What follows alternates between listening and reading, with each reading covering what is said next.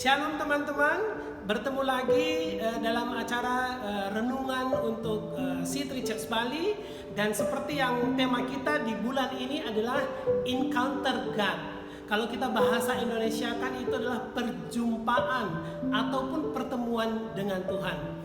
Banyak tokoh-tokoh Alkitab yang mengalami perjumpaan dengan Tuhan. Yang pertama bisa kita lihat adalah si Musa, ada Abraham, ada Daud. Dan yang sangat berkesan bagi saya itu adalah perjumpaan si Samuel dengan Tuhan. Kita melihat bagaimana kisah Samuel pada dia umur masih kecil, masih belia saudara, dia mengalami yang namanya perjumpaan dengan Tuhan. Kita tahu Samuel tidak menyadari di awal-awal perjumpaan mereka bagaimana Tuhan memanggil Samuel. Samuel tidak menyadari bahwa Tuhanlah yang memanggil dia. Saya yakin dan percaya ketika seseorang bisa mengalami namanya perjumpaan dengan Tuhan, hidup mereka akan sangat diberkati dan hidup mereka penuh dengan kemuliaan bagi Tuhan.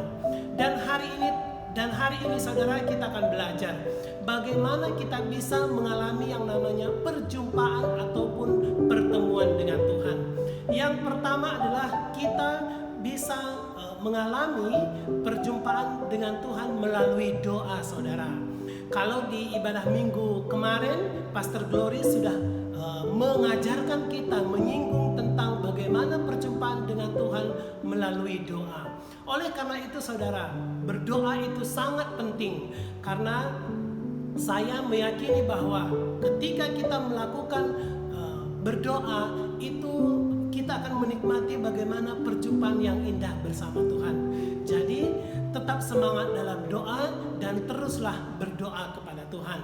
Dan cara yang kedua adalah melalui firman Tuhan. Ada satu lagu yang sangat simple dan juga mungkin sering kita dengar. Itu lagunya adalah Firman-Mu pelita bagi kakiku, terang bagi jalanku. Di dalam Mazmur 119 ayat 105 dikatakan bahwa firman-Mu pelita bagi kakiku dan terang bagi jalanku. Dengan kita mempelajari firman Tuhan, dengan kita mendengarkan firman Tuhan, itu akan memberikan terang bagi jalan kita saudara. Itu akan memudahkan di dalam setiap kehidupan kita. Dan melalui belajar firman Tuhan, kita mengalami yang namanya perjumpaan dengan Tuhan. Dan yang ketiga adalah kehidupan orang lain. Banyak orang datang kepada saya dan dia curhat saudara. Bahkan ada beberapa keluarga juga yang datang, terus mereka konsultasi, terus kita sharing begitu ya. Saya ingatkan saudara, jangan pernah menyepelekan ketika orang lain curhat kepada Anda.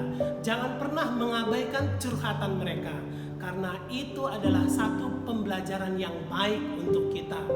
Bisa jadi ketika orang lain mengalami satu keburukan, itu bisa menjadi peringatan kepada kita. Bisa jadi itu menjadi pembelajaran yang baru untuk kita, supaya kita tidak mengalami keburukan hal yang sama terhadap orang lain itu.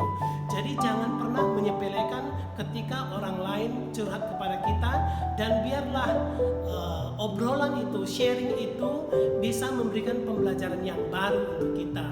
Jadi saudara, mari kita belajar bersama dan nikmati pertemuan yang indah bersama Tuhan. Tuhan Yesus memberkati, dan saya akan berdoa untuk kita pada hari ini. Mari kita berdoa. Bapa yang baik, kami mengucap syukur Tuhan untuk hari ini. Kiranya kasih setia Tuhan terus Engkau nyatakan dalam hidup kami. Saya berdoa Tuhan untuk setiap orang yang mendengarkan renungan pada hari ini. Kiranya Tuhan yang terus memberkati mereka. Apapun yang hamba-Mu sampaikan pada hari ini Tuhan Yesus, tentang pertemuan dengan Tuhan, kiranya itu Tuhan Yesus kami alami dalam setiap kehidupan kami. Ajar kami Tuhan untuk kami terus belajar dan terus menaruh harapan kami kepada Engkau. Terima kasih Bapa. Haleluya. Amin. Terima kasih saudara, Tuhan Yesus memberkati.